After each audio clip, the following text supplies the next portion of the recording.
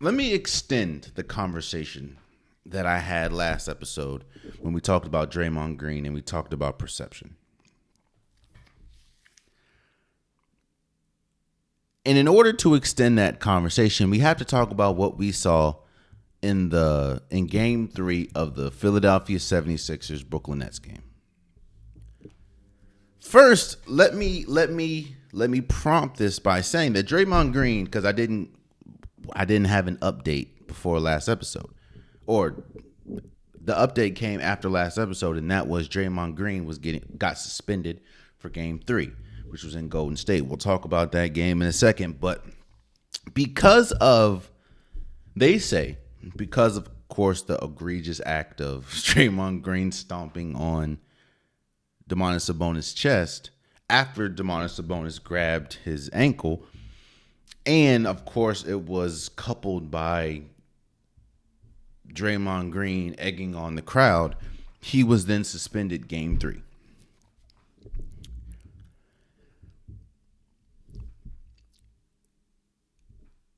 The Philadelphia 76ers game proved to me that with Draymond Green, it was more of the history of Draymond Green than the current act.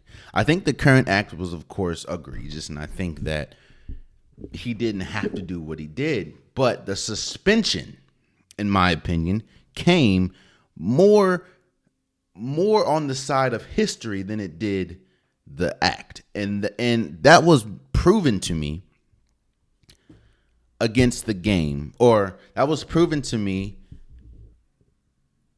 when I watched the 76ers game, 76ers against Brooklyn. Nick Claxton goes up for a dunk, makes it.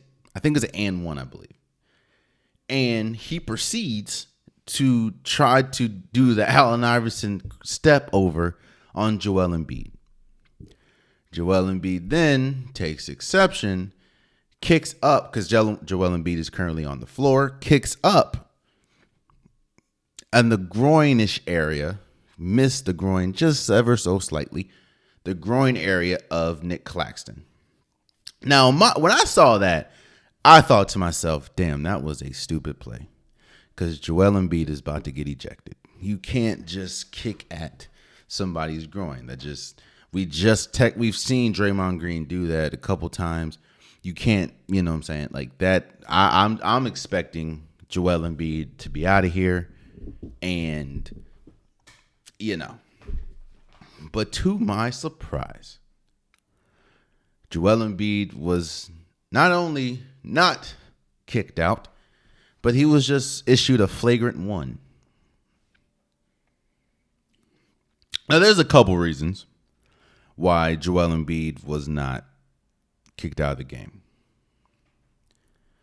One of which, of course, is history. Joel Embiid has a history of being an agitator, has a history of being a taunter, has a history of being a disruptor as far as, antics and everything like that. But he does not have a history of course, this. He doesn't have, let me say this. He does not have the same history that Draymond Green has. Another reason why they didn't kick Joel Embiid out is because of his star status. I said that when I saw the Draymond Green incident. I said, imagine if that was someone like Stephen Curry. Imagine if that was someone like Kevin Durant. Imagine if that was someone like LeBron James. Imagine if that was someone like Giannis. Would they have treated it the same way they treated with Draymond Green? I don't believe they would have.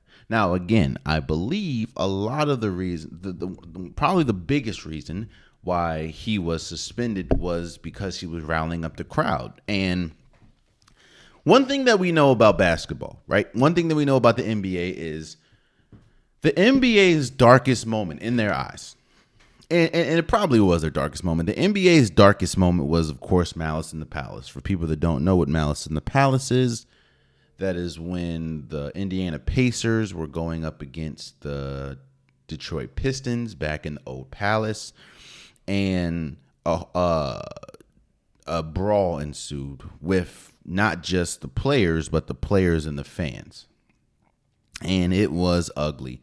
Ron Artest was suspended for the rest of the season. I think Steven Jackson was suspended for the rest of the season. It was pretty bad. And now it wasn't just them fighting, of course. Jermaine O'Neal was suspended.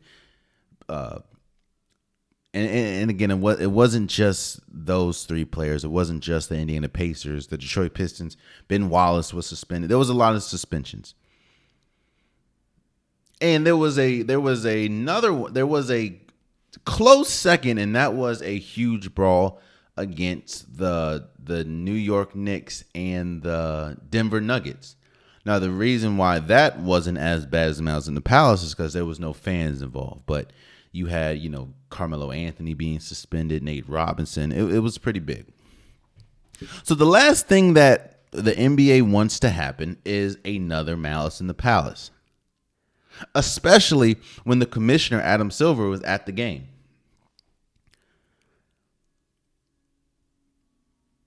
But let's be honest here.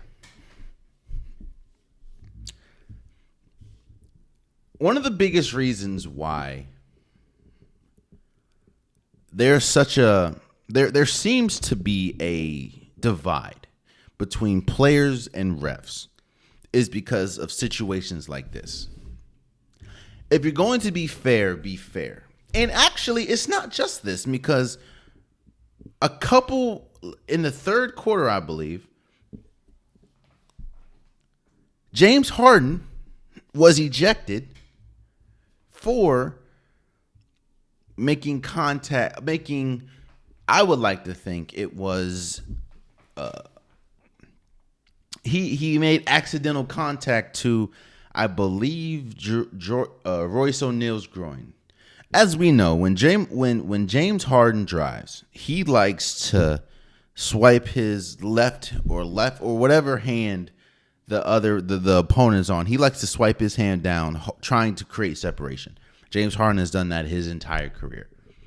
And I think the thought in this is you're swiping the hand down, creating just a little bit of separation so you can either get to the rim, you can draw the foul, or you can create just an inch of separation for a step back or a sidestep shot.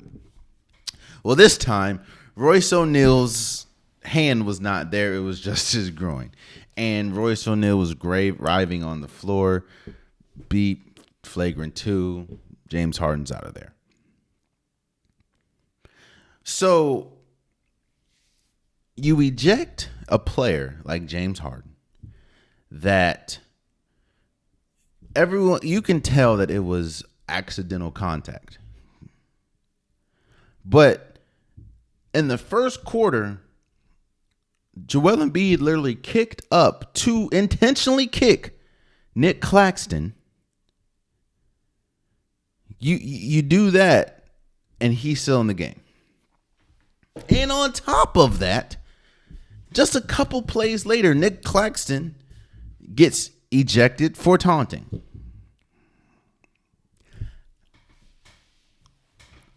Again, if the refs have to be consistent. The refs have to be consistent. And I look at that and think this. I see nothing but, let's just say, taunting. But not in a negative way. And I don't think Nick Claxton did it in a negative way. Every single time Steph Curry hits a shot, a big shot, especially at home, he's looking at the crowd. He's making faces. He's dancing. That's taunting. But because it's Steph Curry, you're not going to do anything about it. And I don't think you should do anything about it. I don't think Nick Claxton should have been suspended. Or not suspended, I'm sorry. Let me take that back. I don't think Nick Claxton should have been ejected from the game or kicked out. I understand it was his second technical, but I don't think he should have been ejected from the game. I think Nick Claxton not being there kind of changed the momentum and handed Philly the momentum, which ultimately won them game 3. Because Philly was up like 10 points or something with 6 minutes left or something like that. 5 or 6 minutes left. Nick Claxton goes out, then Tyrese Maxey goes off.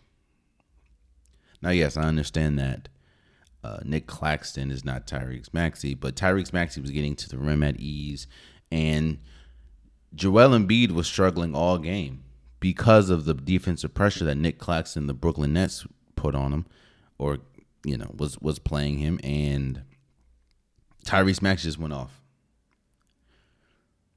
Again, if we're going to talk about the letter of the law, right? If we're going to talk about just exactly how the law is made and done, yes, I believe Joel Embiid should have got ejected for making contact or kicking Nick Claxton. Yes, I understand, and as a hooper, I get it. As a basketball player, as a hooper, I understand. You're not about to let no man. You're not about to let anybody try to Allen Iverson step over. That's the reason why it's considered the Allen Iverson step over, because of how disrespectful it is. Hell, Ty Lue is one of the best coaches in the NBA currently. Could possibly be the best coach in the NBA. However, there's a reason why, There's a reason why every time you look at Ty Lue, he's still considered the step. Like, you can't forget the step over. It was in the NBA Finals, Allen Iverson, how disrespectful it is. So you don't let no man, you don't let another basketball player step over you like that. I think we saw that in the WNBA Finals or WNBA playoffs when wasn't it Kalia Copper, I believe. She played for the Sky, and there was a player on the Phoenix Suns or Phoenix Mercury that damn near stepped over her, and she wasn't having that at all. As a hooper, you understand. So I get it, but at the letter of the law, if you're going to suspend or if you're going to kick out or eject or suspend Draymond Green, which again, I don't believe Draymond Green should have been suspended. I thought once you kick him out the game, it's done with. It's over with. But if you're going to kick out Draymond Green or suspend Draymond Green, you have to do the same thing with Joel Embiid. But they're not going to, because Joel Embiid more than likely is going to win this year's MVP, and Draymond Green is not. That's just how it is. If it was Steph Curry, he would not have been suspended game 3. If it was, and it also goes back to history. But here's my problem with that. Yes, a person can have a history, but why are you dictating what's happening because of history instead of the current act? Like, I understand what the history is, but we're not talking about history. What we're talking about is what's happening right now. And while, yes, Draymond Green does have a history was not what stepped on DeMontis or had. History is not what. You should not compile history on the present, especially if we're talking about a singular act. If we're talking about a singular act, it doesn't matter what the history is if we're talking about suspension. Because that's why you see people like Stephen A. Smith said this is so egregious, because how important it is. If you're going to do that, then there's no way. There should be no way. It's not really fair. You can't say that you just have to be careful. You have to be careful. History shouldn't dictate what you're doing in the present. So, with that being said, I don't believe Draymond Green should have been suspended. And I guess the summary, and if you would say, the summary in this is the 76ers are a game away from winning round 1 of the playoffs. And as I told you guys in the beginning, I believe it's a sweep. But the refs have to be more consistent. And it's not just in this series, it's just in general. I understand that there's different refs for different series and different games, but there should be a uniform there should be a uniform way of doing things. And obviously, as we're seeing in this year's playoffs, and as we've seen majority of this season, it's not. And I think that has been a problem. That's where the frustration that the players have with the refs, because the inconsistency. Oh, man, you stayed to the end of the video. I appreciate you. If you like what you saw, be sure to hit that subscribe button so you'll never miss any content from your boy. You can also go back and watch past episodes, past clips, and don't forget that the Unpopular Podcast, new episodes drop every Wednesday and Saturday. Appreciate you.